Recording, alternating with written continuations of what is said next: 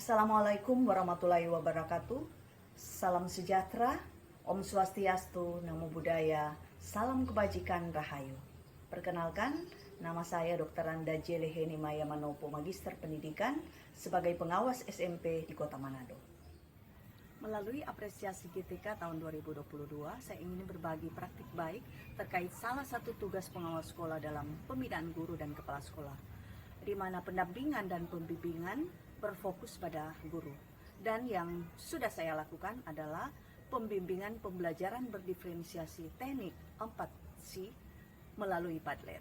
Hasil refleksi selama mendampingi guru pada kegiatan workshop atau IHT terkesan monoton, kurang menarik, dan penggunaan media terbatas. Pendampingan kesannya tidak bermakna bagi guru-guru. Ketika terlibat dalam program guru penggerak, mulai berproses bertransformasi baik pola pikir, keterampilan, dan penggunaan media yang interaktif waktu melakukan pendampingan. Menginspirasi alur merdeka pada program guru penggerak, saya mulai menerapkan teknik 4C pada setiap pendampingan guru. Mengawali pendampingan, selain pemantauan bagi guru, juga wawancara dengan kepala sekolah terkait kemampuan guru atau tingkat kecepatan menangkap materi, gaya belajarnya, atau profil guru. Tahapan 4C, yang pertama eksplorasi konsep. Tahapan yang kedua kolaborasi, tahapan yang ketiga presentasi, dan tahapan yang keempat refleksi. Sebelum pelaksanaan pendampingan, melalui kepala sekolah dibagikan link Padlet atau Google Doc yang berisi materi, dan guru diminta membaca dalam bentuk dokumen atau video yang dipelajari. Tujuannya untuk memperdalam atau menguatkan konsep materi yang dipelajari dan dibahas pada saat pendampingan. Baik Bapak Ibu, tentunya Bapak Ibu sudah mendapatkan link Padlet, di mana dalam link Padlet itu ada berbagai materi terkait dengan pembelajaran diferensiasi. Nah, untuk mengetahui sejauh mana pemahaman Bapak Ibu, jadi bagaimana Bapak Ibu mengeksplor materi yang sudah ada di Padlet, ada beberapa pertanyaan. Ya baik, pertanyaan yang pertama, apakah yang dimaksud dengan pembelajaran berdiferensiasi? Ya. Oh, silakan Bu Olga. Pembelajaran berdiferensiasi adalah usaha untuk menyesuaikan proses pembelajaran di kelas untuk memenuhi kebutuhan belajar individu setiap guru. Oke, baik. Terima kasih. Nah, untuk pertanyaan yang kedua, bagaimana cara Bapak Ibu memetakan kebutuhan peserta didik yang berbeda? Diharapkan satu kelas saja. Bapak Ibu kan sudah biasa mengamati peserta didik yang ada di kelas masing-masing. Silakan, siapa? Ya baik, silakan Ibu Rizky. Iya. Terima kasih atas kesempatan yang diberikan.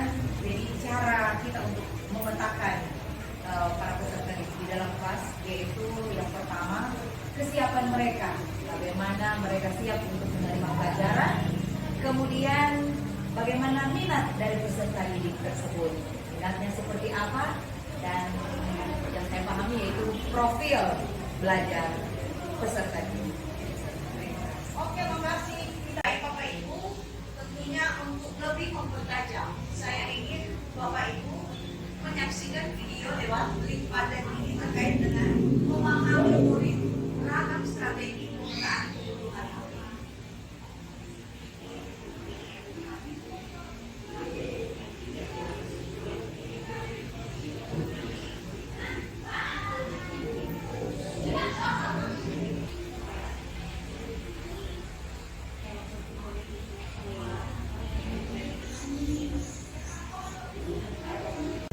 Baik Bapak Ibu, tentunya Bapak Ibu juga selain sudah mengeksplor materi yang ada dari jawaban-jawaban dari Bapak Ibu, tentunya Bapak Ibu, saya menyimpulkan Bapak Ibu sudah memahami terkait dengan pembelajaran diferensiasi. Untuk kegiatan hari ini, saya berharap yang pertama Bapak Ibu bisa mengidentifikasi kebutuhan yang berbeda dari peserta didik, terutama di salah satu kelas Bapak Ibu. Dan yang kedua tentunya Bapak Ibu bisa mendesain salah satu RPP berdasarkan kasus atau hasil asesmen diagnosis yang Bapak Ibu lihat di kelas, salah satu kelas. Kolaborasi sama dengan nilai yang terkandung dalam Mapalus yang merupakan nilai kebajikan universal masyarakat Sulawesi Utara. yaitu gotong royong, kerjasama, saling membantu yang perlu dibangun. Sebagai pendidik yang menjiwai nilai gotong royong atau kerjasama, harus mampu membangun rasa saling percaya dan saling menghargai, serta mengakui dan mengelola kekuatan serta perbedaan masing-masing. Semangat gotong royong tidak saja dalam proses diskusi, tapi dalam bentuk kegiatan apapun. Terima kasih untuk kesempatan yang diberikan pada kami kelompok Pendidikan Agama Kristen untuk mempresentasikan RPP berinisiasi. Kami melakukan pemetaan kebutuhan belajar murid, terutama kesiapan belajar. Jadi dalam kesiapan belajar dibagi menjadi 2 kelompok, ya. Ada kelompok yang belum memahami, ada beberapa orang dan 10 orang yang sudah memahami. Sebelum dipresentasikan, hasil diskusi kelompok diupload di link Padlet yang sudah dibagikan. Urutan presentasi sesuai kesepakatan masing-masing kelompok. Kemudian guru memberikan informasi dan pendapat kepada orang lain terkait hasil diskusi sesuai dengan tugas atau topik. Selesai presentasi diberi kesempatan pada kelompok lain untuk memberikan umpan balik dan diakhiri dengan simpulan hasil diskusi kelompok.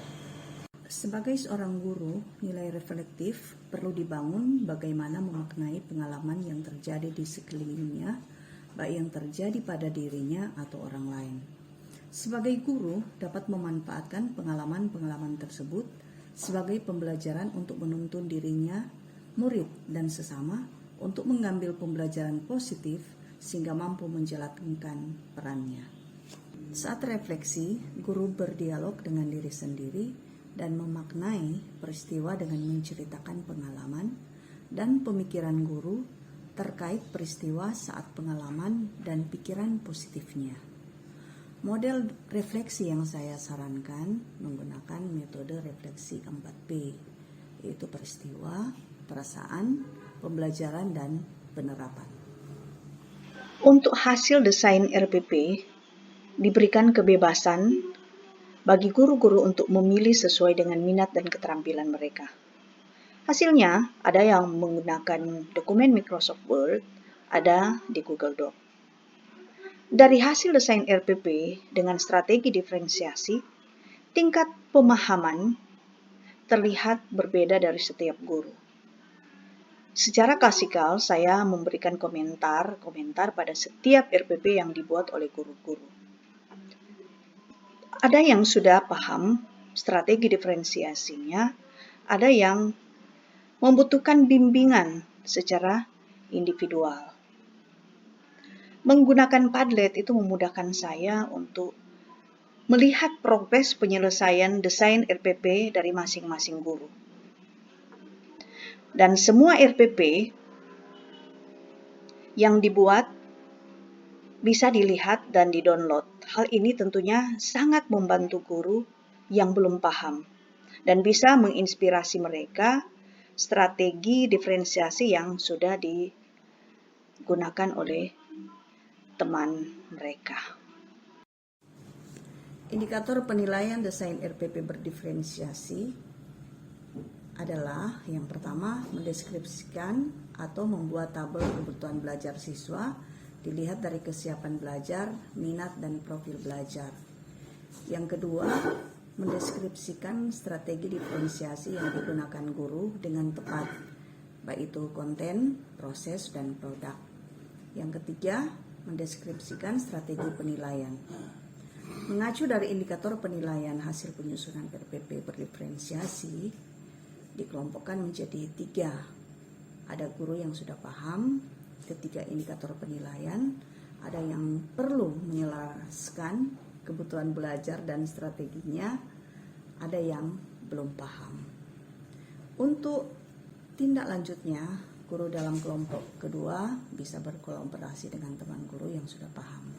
Yang belum paham, dilakukan pembimbingan secara individu melalui coaching. Demikianlah hasil praktik baik terkait pembimbingan pembelajaran berdiferensiasi teknik 4C melalui Padlet.